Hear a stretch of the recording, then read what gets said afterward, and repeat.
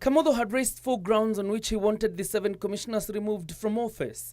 He cited serious violation of the Constitution, including the contravention of Chapter 6 of the Constitution, disobedience to law, gross misconduct in the performance of functions, as well as incompetence in his prayers to have the Chief Justice David Maraga, Deputy CJ Philomena Mwilu, Judge Mohamed Orsame, Judge Adrian Kamotho, Emily Ominde, Tom Ojenda and Mercy Deche removed from JSC.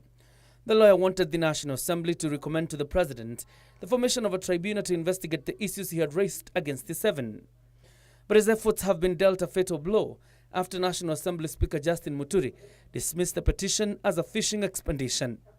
The petitioner, by purporting to move the National Assembly to consider the removal of the chairperson of the Judicial Service Commission by using Article 251 of the Constitution, is a long shot, pedestrian, and engaging in a fishing expedition. Muturi says the architecture of a petition was in itself defective and was therefore inadmissible. The office of the Chief Justice and that of the chairperson of the Judicial Service Commission are joined at the hip and may only be held by one person. Therefore, a person desirous of removing the chairperson of the Judicial Service Commission from office must necessarily seek for his or her removal as the Chief Justice. In this regard, a person must petition the JSC for the removal of the Chief Justice via the express procedures provided under Article 168 of the Constitution. The Speaker defending the 7 from accusations that they had violated the Constitution and the law. The House will not be in a position to address itself to the rest of the contents of the petition in light of that material irregularity alone. It therefore follows that this petition falls on its own